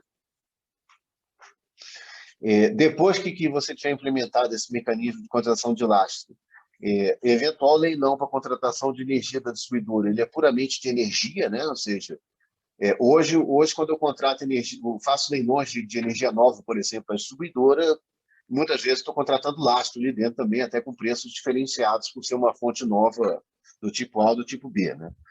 Aqui, com a separação lastro-energia, isso não faz mais sentido, né? Quer dizer, a distribuidora vai contratar energia através de leilões ainda, aqui no modelo, mas se ela olhar que está precisando de estar com déficit de energia para frente, né? Então, não faz sentido ser novo, existente no empreendimento, que ela quer cumprir esse gap de energia que ela identifica aí para os próximos anos, né? Lembrando que o lastro pode ser também contratado por armazenamento, né? Acho que é um ponto novo aí, mas interessante também para ser observado. Então, os leilões aí serão centralizados e pode ser a própria CCE para centralizar esses contratos, né? Como eu falei aqui, as diretrizes aí, elas podem prever flexibilidade, espaçabilidade, até impactos socioambientais aí na definição do lastro, né? Então, ele é bem abrangente. Eu acho que essa questão socioambiental não estava no 414, tá? Essa foi uma novidade aí que veio no 1917. E a distinção entre usinas novas e existentes permitida apenas para a definição do prazo e duração dos contratos de lastro, né? Quer dizer, se eu preciso de um determinado lastro no sistema, eu quero uma usina, não importa se é nova ou existente, que vá prover aquilo para o sistema. O encargo de lastro ele seria pago por todos os consumidores, inclusive o autoprodutor na proporção do consumo, né? No caso do autoprodutor, ele pode ainda considerar a localização do empreendimento, né? Então, se eu contratei, por exemplo, potência no Nordeste e um autoprodutor que tem uma térmica no Nordeste, ele provavelmente não vai pagar esse encargo de potência no Nordeste, né? O Rodrigo tinha comentado aqui esse encargo de transição, né, de lastro, quer dizer, ele é diferente do encargo sobre contratação. O encargo sobre contratação, a distribuidora contratou a energia, essa energia não foi consumida pelo consumidor cativo, porque o mercado dela foi menor. Essa sobra, claro, observada em todos os mecanismos, é rateada com todos os consumidores. Aqui não. Aqui é uma energia que foi contratada pela distribuidora, consumidor cativo, foi efetivamente consumida pelo consumidor cativo, mas como eu estou no modelo onde eu separei o lastro de energia, parte desse custo desse contrato, enxergado como lastro e não como energia, vai ser rateado com todo mundo. Então, é pegar uma térmica cara que está contratada e sendo consumida pela Sierra, ela não é só de energia, e colocar o consumidor, inclusive o atual consumidor do Mercado Livre, para pagar também esse encargo de lastro do ambiente regulado. Tá? Então, esse é um encargo que preocupou bastante a gente também, isso veio lá da CCE, do próprio Ministério, mas preocupou a gente também pelo fato de ser uma energia que está sendo efetivamente consumida no ambiente regulado, né? E só o custo está sendo transferido para o Mercado Livre é diferente do encargo de sobrecontratação. Acho que é algo que ainda entrou também aos 48 do segundo tempo aí no projeto de lei e causou bastante apreensão na gente, na Abrace, Senas, e isso tem discutido aí também com os consumidores. Não sei se está claro aí para todo mundo a diferença entre os dois encargos, né? Um é de sobra de energia, o outro é de energia efetivamente consumida no ACR, mas com custo agora repartido entre os dois ambientes.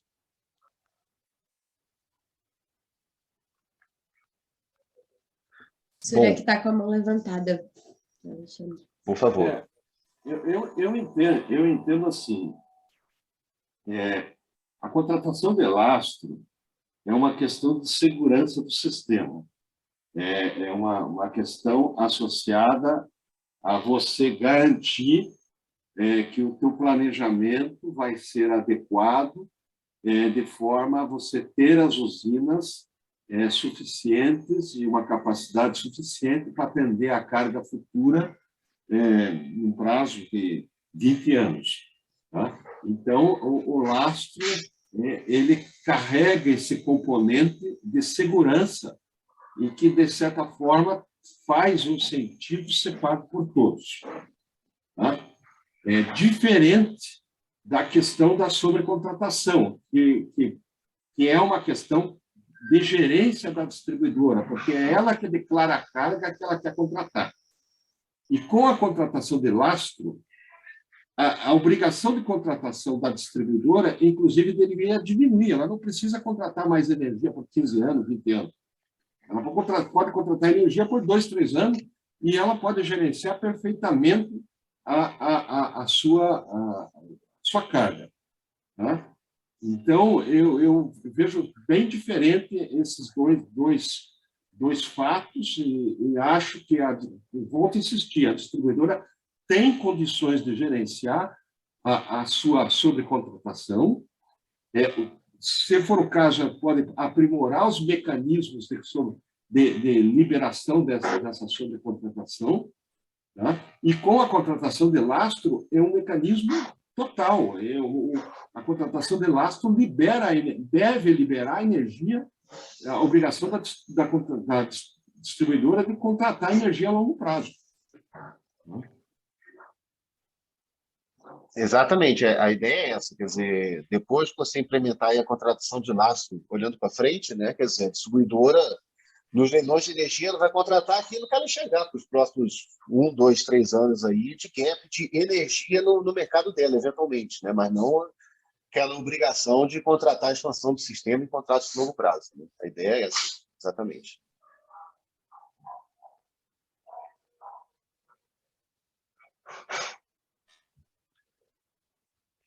Bom, em relação aqui ao lastro legado, né, isso é um ponto que a gente discutiu bastante na época do 414, isso continuou aqui no 1917, que não seria justo, quer dizer, o consumidor que já está contratado, o comercializador, eventualmente, pagar, né, o caso varejista, pagar esse cargo de lastro, né, quer dizer, eu já estou contratado, já contratei nos contratos atuais que são de lastro e energia, né, quer dizer, como é que agora eu já estou contratado e vou pagar esse novo encargo que vai ser contratado, sendo que eu já tenho contratos de lastro e energia, né?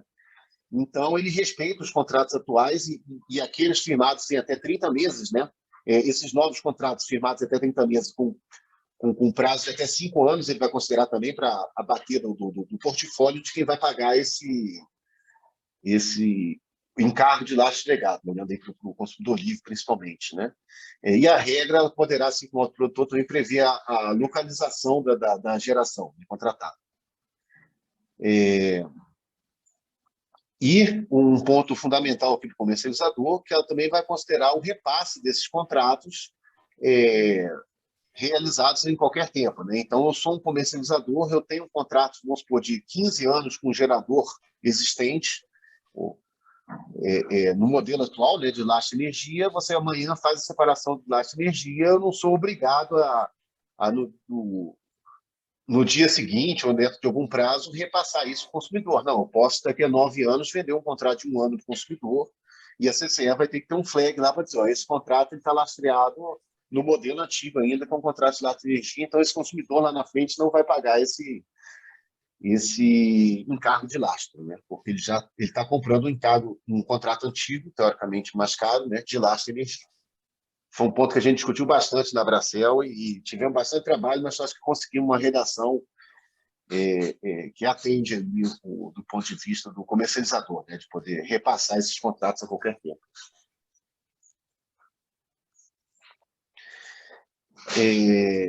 Bom, a contratação de lastro, ela começa em até 24 meses, né? Quer dizer, o poder concedente tem 2 anos aí para estabelecer esse cronograma, né, de contratação, com início em até 2 anos e meio. Então, tem um período aí de transição, de tudo tem que estar regulamentado, né? E também os parâmetros aí do que precisa ser contratado, como que vai ser o repasse disso, que tem que passar aí por audiência pública também. A contratação de lastro, ela vai considerar, como eu falei, né, empreendimentos aí novos existentes, a ideia é que eles compitam entre si, né, com preço diferenciado por produto, tá?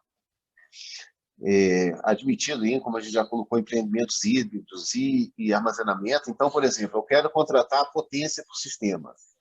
Então, eu posso contratar uma termoelétrica, eu posso eventualmente contratar uma hidrelétrica com reservatório, eu posso contratar eventualmente uma bateria, enfim, quem conseguir dar aquele atributo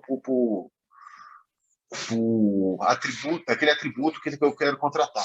Então, a diferenciação não é por fonte, ela é por produto. Acho que isso é importante, porque isso aumenta a competição na hora de contratar, né? Quer dizer, toda fonte que oferecer aquele atributo que está sendo contratado pode competir uma com a outra. E o empreendedor não vai ter toda a sua remuneração nesse encargo de lastro, né? Na verdade, ele é um complemento, ele vai continuar vendendo energia, eventualmente aí serviços ancilares também para o sistema, por sua conta e risco, né? Então, ele é um complemento da receita do gerador.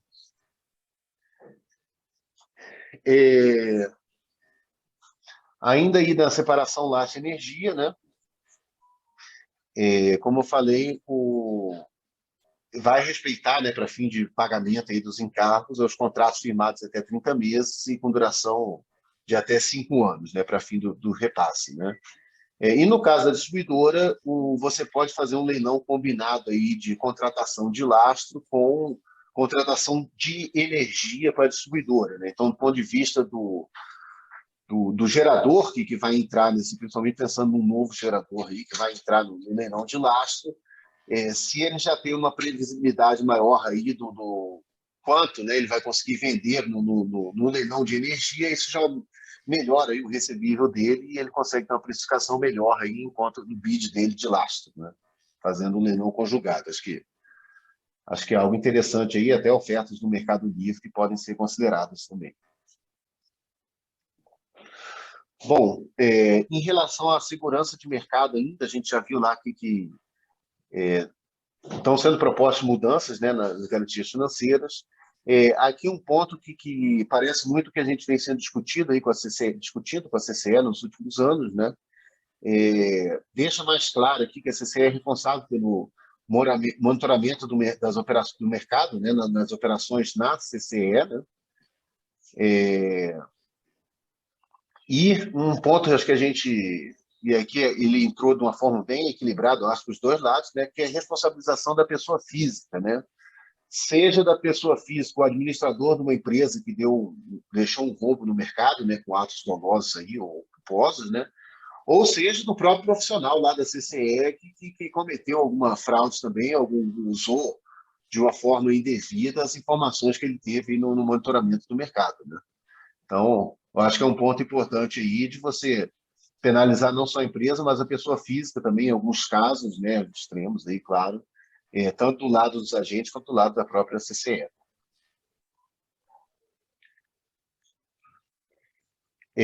Como eu falei lá no começo também, né, a regra aqui para prorrogação de concessões também é muito similar aí à regra de privatização, né? Então, o modelo de produção independente com metade do bônus para a CDE, metade do bônus para o Tesouro, né? Risco hidrológico assumido pelo gerador, né? Revisão da garantia física sem os limites.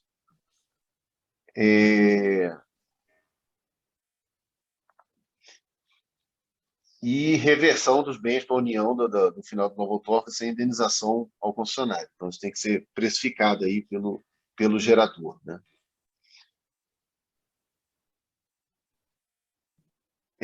As outorgas aí que não forem prorrogadas, elas têm que ser licitadas, né?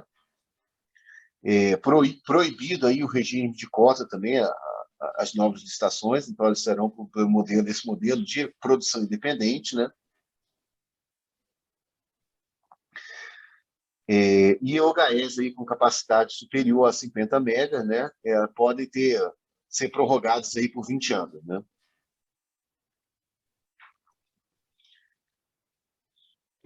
Continuando aqui, já estamos no último slide aqui, depois tem uma comparação aí dos principais pontos do 414, que é uma forma de provocar mais um pouco aí o debate nos pontos polêmicos, né? Aqui também é algo que ele veio lá da CP33, no 414, acho que não faz sentido, né? Isso já está resolvida a questão do risco hidrológico, né? Em termos de revogações aqui, os destaques, né? Quer dizer, ele revoga um dispositivo que ainda está na lei lá, que é a questão do 69KV, que já foi superado pelas portarias do próprio Ministério, né? Na abertura do mercado. Revoga aquele dispositivo também que a migração não poderia resultar em aumento tarifário dos consumidores remanescentes da distribuidora, né? Algo bem difícil aí de ser implementado também, embora o conceito seja razoável, mas é algo bem difícil e polêmico. É claro que tudo é feito nesse sentido, né? De uma abertura equilibrada. E um ponto importante aqui do ponto de vista do autoprodutor, a MP 179, quando ela prorrogou as concessões de autoprodução, ela obrigava que todo excedente do autoprodutor fosse liquidado ao PLD, né? Então, aqui não, o autoprodutor prorrogado ele pode vender, comercializar esses eventuais excedentes aí através de contratos, né? Então, aumenta aí o laço de comercialização para o Mercado Livre. Passando aqui, esse é o último slide, tá, gente? Depois a gente vai discutir aí com a tramitação do projeto de lei, mas uma comparação bem rápida aqui entre as principais diferenças, né, do ponto de vista do mercado dos dois projetos de lei. A abertura do mercado no 414 em 3 anos e meio, né, 42 meses, no 1917 em 6 anos. Em ambos os casos, aí, o facultado ao poder concedente reduzir os limites, né, os prazos são máximos e não mínimos. Né, quer dizer, hoje ele já poderia abrir todo o mercado amanhã por portaria. Né. Preço por oferta. O 414 torna obrigatório a formação de preço como oferta também em 3 anos e meio, 42 meses. O 1917 torna possível, e não obrigatório, mas possível, após um ano condicionado aos estudos. Os estudos têm um prazo de 2 anos para serem concluídos. O desconto na TUJ, né, como a gente comentou, no 414 ele é para todos os consumidores, inclusive baixa tensão. No 1917, somente para consumidores do Grupo A. Esse novo encargo criado aí de lastro legado, né, não existia no 414, agora esse lastro já contratado na CR seria, inclusive, todo o lastro de termoelétrica, né, na visão do Ministério e da CCE, já contratado na CR seria rateado com todos os consumidores, por esse novo encargo. A questão das garantias financeiras, tanto a garantia ex-ante quanto a chamada de margem diária, né? O 414 obrigava em 2 anos e meio, o 1917 em 2 anos, então ele reduziu um pouco esse prazo, tá, para implementação. A questão do monitoramento, que a gente comentou, né, não tinha nenhuma diretriz no 414, no 1917 fica mais claro que a CCE é a responsável, né, pelo monitoramento. E em relação à responsabilização, que também não existia no 414, tanto os profissionais da CCE quanto os responsáveis pelas empresas podem ser responsabilizados por seus atos indevidos aí, né, nesse processo, tanto de monitoramento quanto de atuação no mercado. Né. E em termo aí de prorrogação das concessões, o 414 previa 2/3 dos recursos para a CDE, isso foi reduzido um pouco agora, meio a meio para a CDE, metade do ponto de outono. Bom, pessoal, acho que eu falei bastante, né? A gente estendeu um pouquinho mais do que o prazo aqui, mas acho que a gente já foi comentando também aí ponto a ponto. Deixar aberto aí para vocês, quem tiver algum comentário, algum ponto desse aí que queira ressaltar, assim, para a gente atuar mais, enfim, ponto de preocupação, tá com vocês aí a palavra, tá aberto. O Rafael tá com a mão levantada, da Ômega. André, alguns pontos aqui. Acho que o 414 também é em até, né? Não é 42 meses. É um ponto importante. Você tem uma visão sobre se o 414... Porque me parece que o 1917 ele era um projeto bem ruim e ele avançou bastante, né? Ele teve bastante interação com o Ministério e conseguiu melhorar o texto. E aí eu fico na dúvida se isso é o avanço natural também para o 414, ou seja, que os textos se tornariam parecidos. Essa é a percepção que você tem também? Então, a gente nunca sabe, a Ângela vai comentar um pouco aí sobre a tramitação, né? Mas a gente nunca sabe de que lado vem a bazuca, né? O 1917, como você comentou, nas primeiras tramitações, no início do ano passado, né? Ele estava num contexto bem ruim, tá? A gente chegou a discutir isso muito lá com o próprio relator, tinha muito penduricalho ali, obrigação de contratação obrigatória para as distribuidoras, se discutia até não abrir o mercado para baixa tensão, abrir só para alta tensão, tá? Então ele estava com um texto bem ruim mesmo, bem afastado do tudo aquilo que foi discutido na CP33, né? Embora a gente ainda tenha pontos de preocupação, mas eu acho que ele melhorou muito para essa última versão que foi aprovada na comissão. O 414, eu acho que ele está num caminho um pouco oposto, tá? Porque ele saiu mais redondo assim como acho que o 1917 está mais redondo agora, né? Sem penduricalhas lá do Senado Federal. O medo que a gente tem é que agora, com a eventual tramitação do 414, que entrem de novo as mesmas penduricalhas que tentaram colocar no 1917 também. Então, às vezes, tem uma força ali no Congresso Nacional que tenta colocar essas penduricalhas aí de obrigações de contratação, reserva de mercado, criação de subsídios, enfim, nos projetos do setor elétrico, né? Então, eu acho que o trabalho do 1917 é não deixar que esses penduricalhas entrem na discussão que vai vir a plenário, espero que esse mês ainda. Como eu falei, a Ângela vai falar mais da tramitação, e no 414, ao contrário, é um processo defensivo aí agora para não deixar que essas penduricalhas entrem na Câmara, né? Lembrando que no caso do 414, a palavra final é do Senado, né? E ele saiu do Senado sem essas penduricalhas. Então, eventuais penduricalhas que entrem no 414 na Câmara poderiam sair no Senado, né? Ele tem a palavra final. O 1917 é muito importante que ele saia da Câmara para o Senado sem as penduricalhas também, porque qualquer coisa que o Senado coloca, a Câmara também teria a palavra final. Minha preocupação aqui, assim, essa luta contra os penduricalhos, como você chamou, ela sempre vai existir, né? Mas em relação ao texto base, se existe, na sua visão, um movimento de equalizar os dois textos? Eu acho que sim, quer dizer, o Ministério trabalhou muito também em alguns pontos, né, do 1917, acredito que vai levar esses mesmos pontos que ele levou para o 1917 para o 414 também. Perfeito, é a percepção que eu tenho também aqui. E aí tem um outro ponto que me parece super relevante, que é, na nossa visão aqui, eu entendo que o texto não esteja exatamente claro, mas do jeito que está, mal escrito, na nossa visão, o 1917 abre o mercado de alta tensão imediatamente, indiretamente, lá via comercializador varejista. Queria confirmar se essa é a tua visão também, e eu acho que isso faz uma diferença, né? Porque se abrir a alta tensão imediatamente é um grande avanço, né? E aí eu acho até que isso corrobora com o que eu comentei mais cedo, que talvez os nossos cronogramas pretendidos, 24 e 26, sejam, assim, muito conservadores.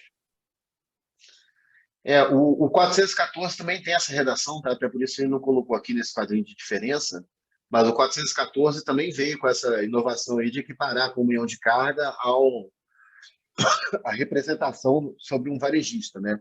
E como todo mundo tem que estar embaixo do varejista, abaixo de 500, né? Na prática ele abre todo o grupo A também de uma forma Mas imediata. eu acho que o 414, se eu não me engano, não é imediato. Eu acho que ele bota no prazo de 42. E não é só para alta tensão. Então, o que eu tinha interpretado é que ele abre efetivamente 100% após 42, mas no caso do 1917 seria imediato. Eu acho que você tem razão, acho que é isso mesmo. Eu acho que ele tem um prazo de 42 meses também, né, no 414. É verdade, né? Nesse ponto é um avanço aí, depois a gente vai até colocar aqui no quadrinho, mas é um avanço aqui no 1917, com certeza. E fundamental aí para a gente. E que quando a gente olha, até um estudo recente que a própria CCE divulgou aí para todo mundo, para os agentes, né, um trabalho bem exaustivo que a CCE fez de pegar todo o grupo A, todo mundo que é do grupo A, não só quem tem demanda individual acima de 500, mas quem poderia fazer migração para o comunhão de direito, né, ou seja, tem o mesmo CNPJ. E o que a gente vê é que dos 9 gigas que ainda tem na alta tensão no regulado, 6 já poderiam estar no Mercado Livre por comunhão e, na verdade, a gente está discutindo só 3 aí que não poderiam ainda, da alta tensão, estar no Mercado Livre, né? 3 GB. Então, grande parte do grupo A já está efetivamente aberto por causa da comunhão de direito, né? Mas eu vejo isso como um argumento da gente antecipar, né? Não Exatamente, não exatamente. adiar. Exatamente por isso. Nesse sentido que eu estava falando, né? Quer dizer, de fato já está bastante aberto o grupo A, né? O impacto não é tão grande assim, né, desse dispositivo que antecipa a abertura do grupo A. Pessoal, mais alguma dúvida sobre a apresentação do Alexandre? Algum comentário?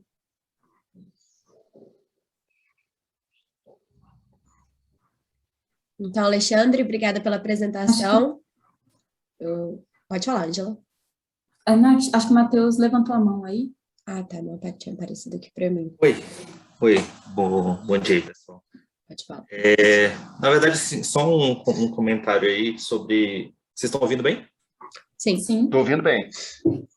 Então, só um comentário aí que eu fiquei refletindo bastante sobre o day after de algumas dessas coisas aí, que acho que acaba misturando um pouco com medidas infralegais, mas algo para refletir na descrição do texto original, né? Principalmente essas coisas que são de obrigatoriedade, né? Então, por exemplo, tá lá dizendo a obrigatoriedade, no resumo até se coloca, né? A obrigatoriedade de em 24 meses ter margem diária e questão de garantias, né? E a gente já está há quanto tempo numa discussão desse assunto e não evoluiu, né? E aí, quando coloca um prazo, me preocupa que aí vai ser aquela correria para uma definição e, eventualmente, você criar regras que sejam muito ruins, né? Então, acho que isso... que a gente já viu, né? Ideias bem ruins, ok, isso tem evoluído, né? Tem se tentado um debate, mas só preocupa nessa redação ter esse prazo de 24 meses. Me parece um bom prazo, mas enfim, é Brasil aqui, né? Então, fica uma preocupação com relação a esses itens. Uma outra preocupação, que aí foi o que eu acabei perdendo uma parte da fala de vocês, é sobre essa questão da contratos já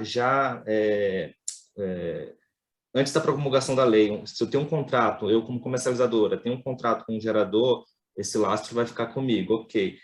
O que não está muito claro aí, não sei se vocês chegaram a comentar isso, como que seria a demonstração disso, que fala de contratos assinados antes, né?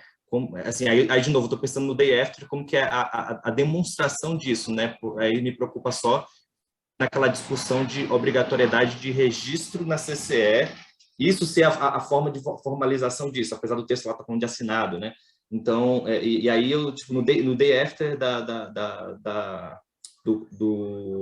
da sanção do contrato, eu já deveria estar na CCE com algo registrado, se há esse risco de interpretação nesse sentido, né? Ou vai ter um grande trabalho burocrático de sair fazendo cara crachá de um monte de contrato com uma série de cláusulas diferentes.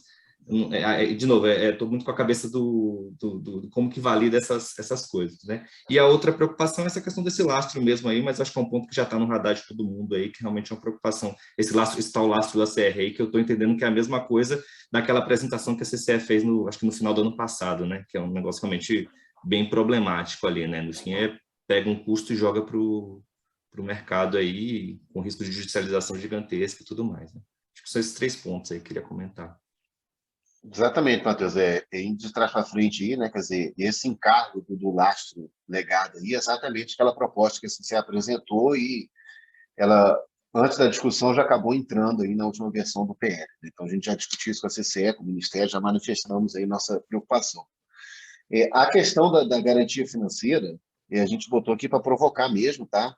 Estamos em casa aqui na nossa discussão, né? Nós mesmos fomos favoráveis, tá? Essa redação lá atrás, na CP33, se enxergando, né, que era uma evolução para o mercado mais maduro, né, com o que a gente vê lá fora, garantia e na própria bolsa, né, aporte de margem diária, né.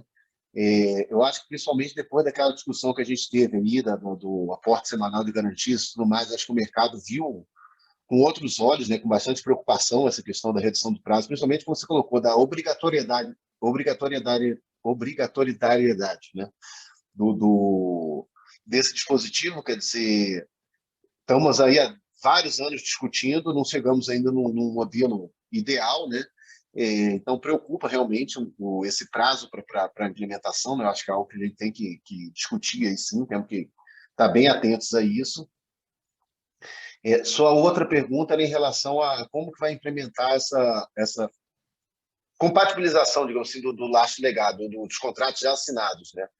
Eu penso muito em algo similar à matriz de desconto, tá, que a gente tem hoje, que você vai ter que traçar do gerador por onde aquela energia passou, e não vejo outra forma de fazer sem ser uma fotografia daquilo que já estava registrado na CCE no momento da mudança da lei, né? Quer dizer, em algum momento ela vai ter que olhar, ó, o que está valendo hoje até tal data que registrem tudo, porque isso vai ser considerado, dali para frente são novos contratos, né? Porque senão... Mas você entende que tem que ter um prazo aí, né? Para essas formalizações e registros, né? Senão nada impede que eu faça um contrato hoje com você e diga que ele foi anterior à lei, né? Sim. Então, minha preocupação é assim, hoje assim, é uma prática de mercado, ninguém está registrando nada na CCE, tem até a discussão do duplo flag, etc, mas não existe isso, né? A minha dúvida é haver eventualmente uma interpretação de que tirou a foto, sancionou hoje, a foto é essa, ninguém correu atrás porque não estava claro na regulamentação, e aí criou-se esse limbo, sabe, de não houve um prazo para formalização disso em algum lugar, né?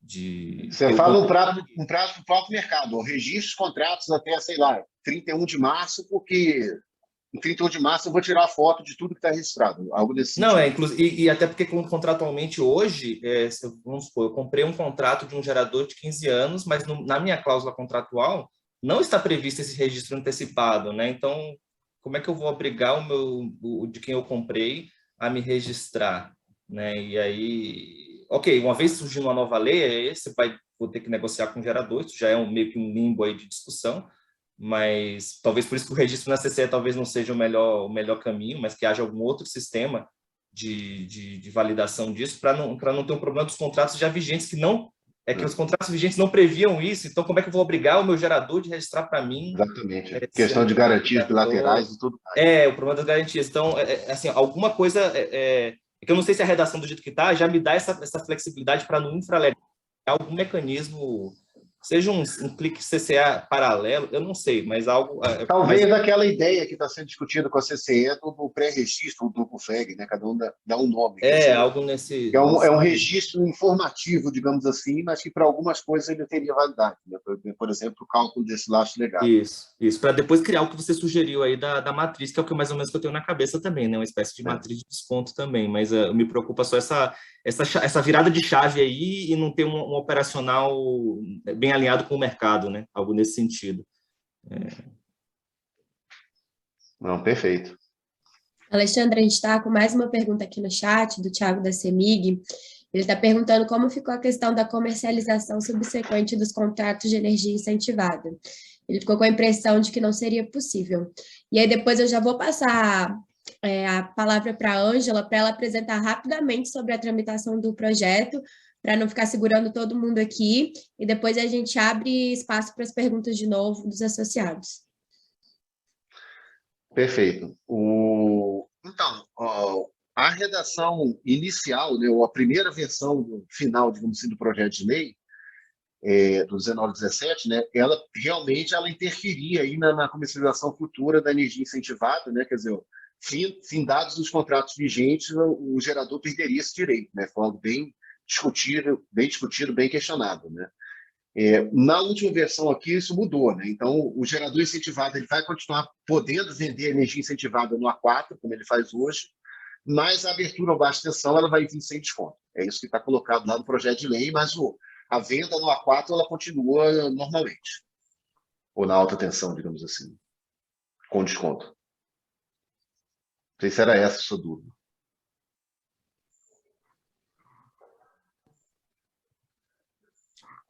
Ângela, com a palavra. Bem, já vou... Pessoal, bom dia a todos. Coube a minha pergunta de $1 milhão, né, de quando isso vai ser aprovado. Vocês já estão vendo no modo apresentação ou não? Sim. Não, modo apresentação não. Mas eu prometo que vou ser breve, eu acho que até 14h aqui eu paro de falar. Brincadeira, vai ser bem rapidinho aqui. Então, de cenário, qual é a nossa situação atual? Quando o 1917 foi aprovado na comissão especial, lá no finalzinho do ano já foi apresentado um recurso que fez com que a matéria, em vez de ir diretamente para o Senado, ela vai ter agora que passar no plenário da Câmara. Então, o nosso cenário é que haja deliberação desse recurso aprovando, aí a matéria vai ser deliberada também, e em seguida ela segue para o Senado Federal. Já no 414, a gente está nesse momento de aguardar o relatório do deputado Fernando Filho. Ele já foi designado relator de plenário. Após ele apresentar esse relatório, o Arthur Lira precisa pautar a matéria para ser deliberada em plenário. E aqui vale um detalhe, olhando ali a tramitação do 414, não teve ainda um despacho, né, o que aconteceria que o presidente da Câmara designa as comissões, ele já foi designado relator de plenário. Então, regimentalmente, é possível que apareça aí um requerimento de urgência para que o 414 já vá diretamente para o plenário, pegue esse relatório do Fernando Filho e seja apreciado. Ângela, tem a possibilidade de serem apensados?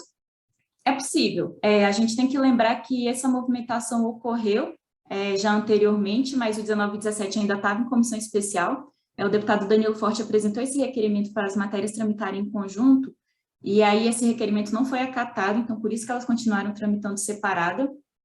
Mas, se eventualmente vier uma movimentação nesse sentido agora, o que aconteceria é que o 414 seria a matéria principal, o 19 e 17 ficaria ali apensado, o deputado Fernando Filho seria o relator ali das duas matérias, e ele apresentaria um relatório tratando dos dois projetos.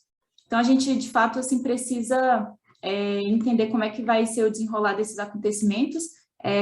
O trabalho oficial do Congresso começa na próxima quarta-feira, já tem a sessão solene de abertura marcada na quarta-feira à tarde, destacando também que vai ser um trabalho semipresencial por conta dessa nova onda de Covid. Então, alguns parlamentares estarão aqui em Brasília, a gente tem já conversado aí com os gabinetes, mas nem todos, não é obrigatório. Já tem uma reunião de líderes marcada do Senado para quinta-feira, quando eles vão decidir essa agenda. Para a Câmara também deve acontecer essa reunião, mas ainda não tem a confirmação da data. Então, na próxima semana, provavelmente vai ser um pouco aí mais frio o clima, vai começar os trabalhos, a gente vai entender como é que vai dar essa dinâmica. Essa reunião de líderes é extremamente importante para a gente entender como é que vai ser a agenda política para esse ano. E também vale destacar que uma das primeiras pautas a serem resolvidas aí também nesse comecinho de trabalho é a presidência das comissões temáticas, onde já começaram aí as movimentações. Então, aí nas próximas 2 semanas teremos aí um prazo decisivo para saber como que vai se dar essa agenda política, e o que eu costumo falar muito é que, para além dos prazos, a gente tem que ter consciência que é necessário a gente mostrar que essa pauta é extremamente importante para que ela consiga avançar nesse ano, que vale lembrar é de eleição, então vai ser bem desafiador. A gente tem aí basicamente um semestre de trabalho, e no segundo semestre as atenções vão estar mais voltadas para o período eleitoral, e a Câmara e o Senado costumam trabalhar naquele esquema de esforço concentrado, né? Uma semana que eles concentram os trabalhos para deliberar as matérias. Então é importante que esse tema seja destacado como importante para a pauta. Esse era o slide único, prometi ser um pouquinho breve, então quero deixar a palavra com vocês agora. Ângela, uma pergunta aqui. Eventual apensamento aí ou não dos dois PLs é uma decisão praticamente monocrática do Lira, né? Estou correto ou não? Exato, o parlamentar ele precisa apresentar um recurso, né, e esse recurso é deferido ou indeferido. O anterior foi indeferido, não houve esse apensamento, mas aí não, era um outro cenário, né? O projeto ainda estava em comissão especial, sobre o trabalho do Ed, do deputado Ed, já estava sendo desenvolvido em torno do relatório e tinha o Fernando designado. Se apensasse, basicamente ia ficar só com o relator, né? Aquele outro parlamentar trabalhando não apresentaria. Então, hoje já o cenário é diferente. O deputado Ed já fez o trabalho dele, já foi aprovado na comissão especial e o projeto está ali no plenário. Então, apensando o 414, proposição principal, e o Fernando relatando as matérias. Pessoal, mais alguma dúvida, comentário sobre a apresentação do Alexandre, da Ângela? A gente está com o espaço aberto agora exatamente para isso.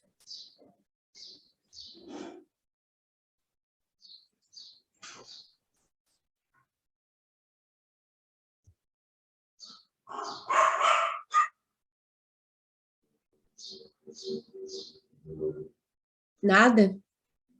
Então, vamos caminhando para o encerramento. Queria agradecer mais uma vez a presença de todos que nos assistiram, a Alexandre, a Ângela, que proporcionaram essa discussão tão relevante aí para o nosso mercado. E para finalizar mais uma Sexta Livre, eu passo a palavra para o nosso presidente, o Rodrigo, fazer as suas considerações finais. Obrigado, Amanda. Só desejar boa tarde a todos, bom final de semana.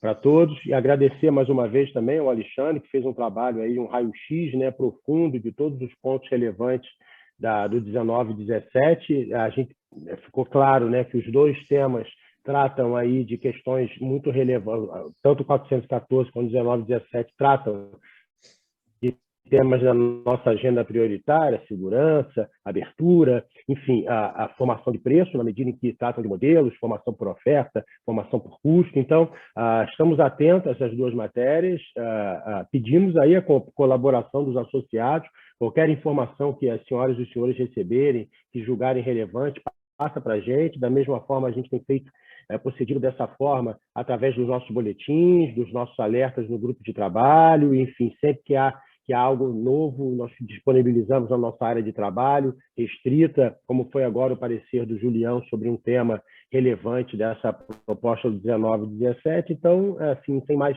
delongas, agradecer a participação de todas e reiterar que a diretoria executiva e toda a área técnica da Bracel está à disposição de todos. Tá bom? Muito obrigado, bom final de semana, boa sexta-feira. Lembrando que a apresentação vai estar disponível na área restrita e a live vai estar disponível também no YouTube logo mais. Bom final de semana, pessoal. Obrigada.